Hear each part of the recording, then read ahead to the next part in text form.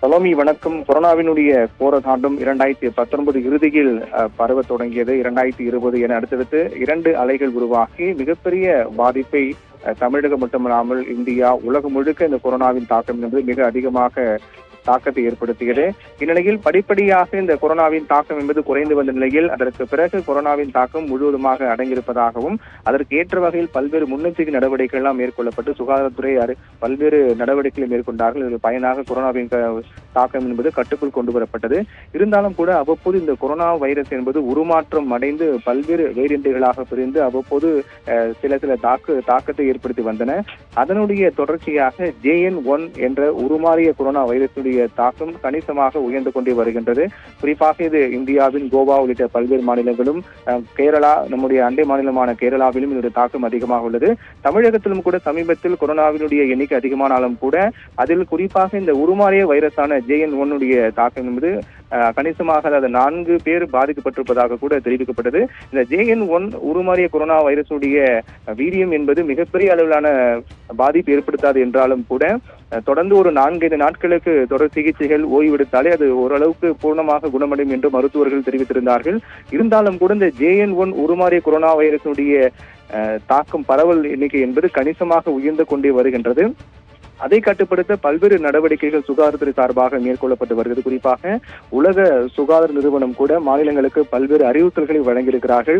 மருத்துவமனைகளில் கொரோனாவினுடைய நோயால், அந்த வைரஸால் பாதிக்கப்பட்டவர்களுக்கு போதிய மருந்து இருக்கும் வகையில், கிடைக்கும் வகையில் அதற்கான ஏற்பாடுகள் செய்ய வேண்டும்.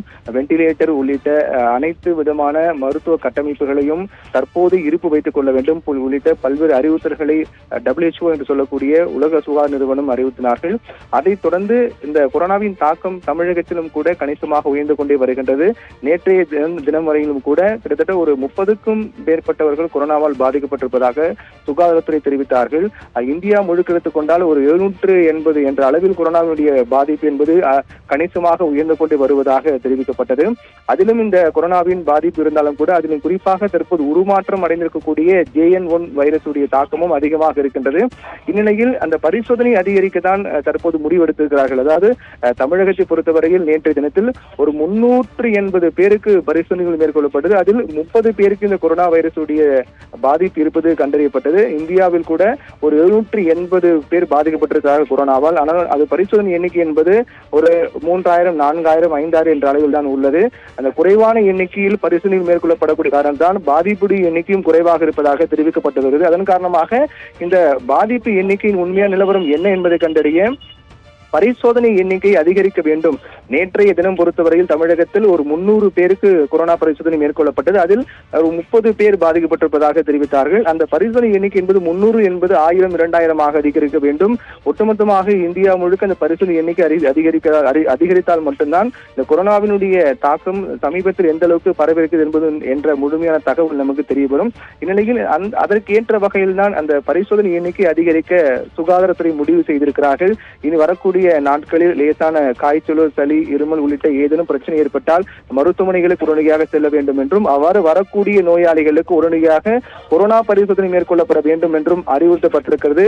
இனி வரக்கூடிய நாட்களில் கொரோனா பரிசோதனை எண்ணிக்கை என்பது கொரோனாவுடைய பரிசோதனை எண்ணிக்கை அதிகரிக்கக்கூட வாய்ப்பு இருக்கிறது. அப்படி கொரோனாவின் பரிசோதனையை எண்ணிக்கை அதிகரிக்கக்கூடிய பட்சத்தில் தாக்கம், அதனுடைய கொரோனாவின் பாதிப்பு எண்ணிக்கையும் அதிகமாக இருக்கும் என்று எதிர்பார்க்கப்படுகிறது.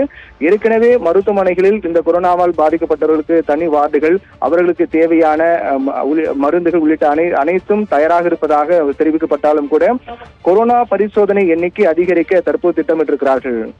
சலோமி.